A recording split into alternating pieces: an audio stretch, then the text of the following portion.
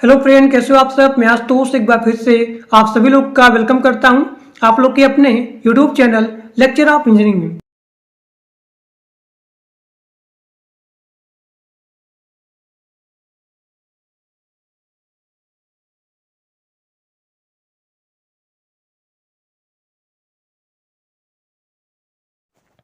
अब यहाँ अगला क्वेश्चन देखिए, ई गवर्नेंस। ई गवर्नेंस क्या होता है और फिर इसका ऑब्जेक्टिव क्या है, जो कि बहुत ज़्यादा इंपॉर्टेंट है। अब यहाँ देखिए, ई गवर्नेंस का बहुत ही बड़ा योगदान होता है पब्लिक सेक्टर में और यहाँ पे प्राइवेट सेक्टर में। यानी कि ये जो आपका होता है ई गवर्नेंस, इसका बहुत ही बड़ा यहाँ पे एडवांटेज है कि यह यहाँ पे इंश्योर करता है ट्रांसपेरेंसी को और यहाँ पे अकाउंटेबिलिटी को इंश्योर करता है। कौन? E governance. अब यहाँ देखिए, ई गवर्नेंस क्या होता है। E governance is a integration किसका? आईसीटी का, in all the process with the aim of the enhancing government ability to address the needs of the general public.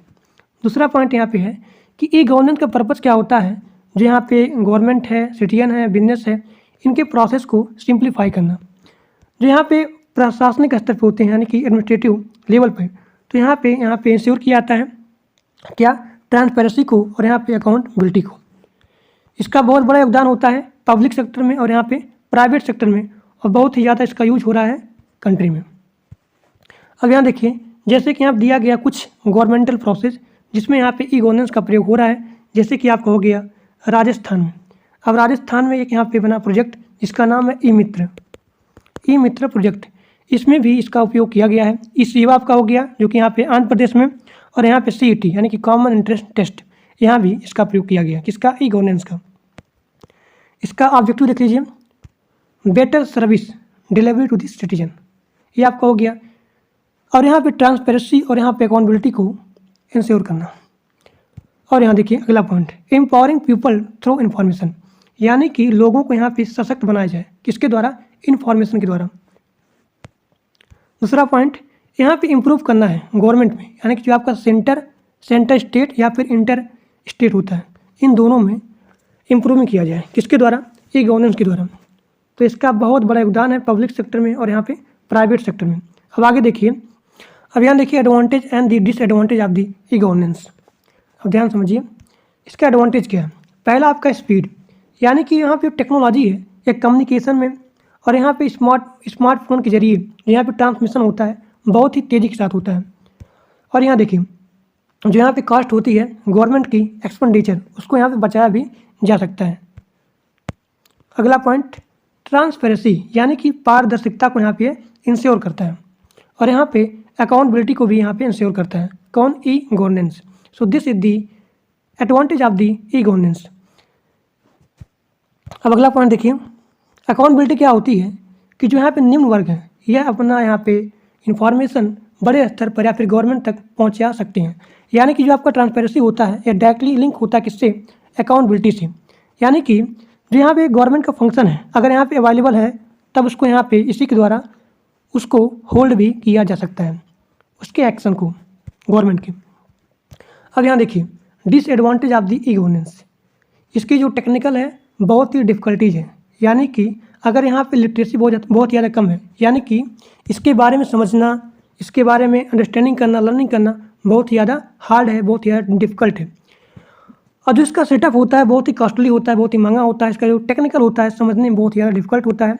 और हमारे यहाँ क्या है, बहुत ज़्यादा इसका यानी कि इलिटरेसी मतलब होता है साक्षरता बहुत ज़्यादा कम है। कहाँ पे? इंडिया में। क्यों? क्योंकि जो यहाँ पे ई गवर्नेंस होता है, समझने में, अंडरस्टैंडिंग करने में, इन्फॉर्मेशन तक समझने में, लर्निंग करने में बहुत ही ज़्यादा कठिन होती है। और इसी की वजह से यहाँ पे क्या होता है, साइबर क्राइम होता है and leakage of the personal information.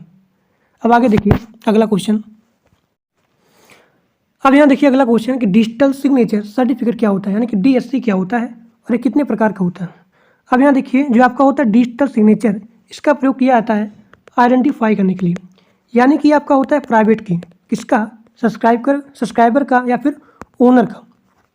क्या होता है? प्राइवेट की होता है। अब यहाँ देखिए क्या होता है, अब यहाँ जो डिजिटल सिग्नेचर सर्टिफिकेट्स हैं, ये क्या है? डिजिटल इक्विवेलेंट है, यानी कि यह फिजिकल या फिर एक पेपर सर्टिफिकेट होता है।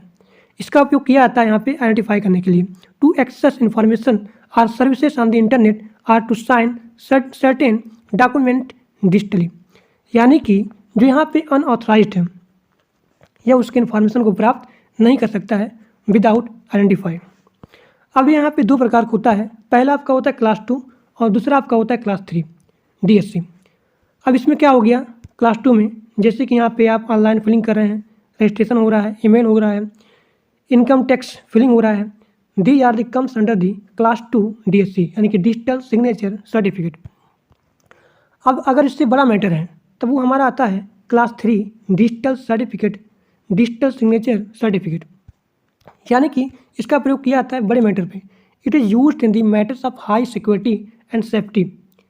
ठीक, जैसे कि आपका हो गया कमर्शियल में, यहाँ देखिए it is mainly used in the online trading में, ई कॉमर्स में, वेरी लार्ज या फिर ह्यूज अमाउंट ऑफ मनी और highly confidential information is involve, उसी में इसका प्रयोग किया जाता है किसका, DSC का। तब यहाँ पे जो DSC होता है दो प्रकार का होता है, पहला आपका होता है क्लास 2 और दूसरा आपका होता है क्लास 3 डिजिटल सिग्नेचर सर्टिफिकेट।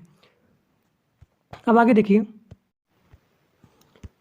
अब यहाँ देखिए अगला क्वेश्चन, इंटेलेक्चुअल प्रॉपर्टी क्या होती है और फिर यहाँ पे इंटेलेक्चुअल प्रॉपर्टी राइट्स क्या होती है, यानी कि IP क्या होती है और यहाँ पे IPR क्या होती है। अब यहाँ देखिए थोड़ा समझिए ध्यान से, इंटेलेक्चुअल प्रॉपर्टी इसका मतलब क्या होता है, बौद्धिक संपदा।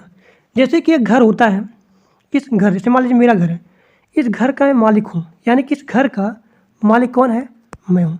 तो उसी प्रकार से जो यहाँ पे म्यूजिक होता है, जो यहाँ पे संगीत होता है, जो यहाँ पे आर्ट होता है, संगीत होता है, म्यूजिक होता है, फिर यहाँ पे इनोवेशन हो गया, जैसे कि मान लीजिए यहाँ पे लोगो हो गया, इन सभी का भी जो यहाँ पे ओनर रहेगा वो कौन रहेगा, जो इसको इन्वेट किया है या फिर इनिशिएट किया है, वही यहाँ पे इसका ओनर रहेगा।